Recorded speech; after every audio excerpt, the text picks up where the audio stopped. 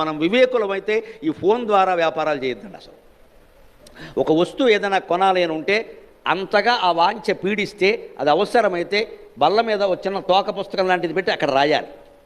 ఒక వారం రోజులు పోయాక మళ్ళీ ఆలోచించాలి.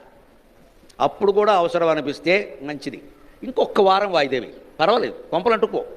15 రోజులు అయ్యేసరికి నేను చెబుతున్నానండి అనుభవం మీద, ఆ కోరికే ఉండదమ్మా, మీకు 10,000 మిగిలే అనుమానం ఏమీ లేదు. ఇక్కడ బుద్ధికి తోసగానే చేసేయకూడదండి. ఇది కూడా మనిషి మనస్సు చాలా మాయ చేస్తుందని, ఏది చూస్తే అది కావాలనిపిస్తుంది, మనకి చూడగానే అనిపిస్తుందండి ఖచ్చితంగా.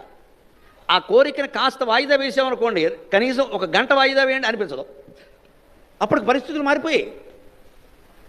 ఒక వారం అయ్యాక ఎందుకు ఈ ఉన్న కుర్చీలే ఎక్కువ, మళ్ళీ అది ఎందుకు అన్నాం. ఎంత కలిసి వచ్చింది? 25,000 కలిసి వచ్చింది. ఇప్పుడు ఏమైంది దరిద్రం? ఇదివరకు కూడా ఈ కోరికలన్నీ ఉన్నాయి, మాకందరికీ ఈ లౌల్యాలు ఉన్నాయి, కానీ మా దగ్గర డబ్బులు లేవు. డబ్బులు కావాలంటే బ్యాంక్కి వెళ్ళాలి, రెండో శనివారం సెలవు వాయిదా, మన్నాడు ఆదివారం వాయిదా, మన్నాడు సంక్రాంతి వాయిదా, అంటే అన్ని వాయిదాలే. తీరా బ్యాంక్ తెరిచేసరికి మా కోరిక వాయిదా. అందువల్ల సుఖంగా ఉన్నాం, అందువల్ల ఆనందంగా ఉన్నాం.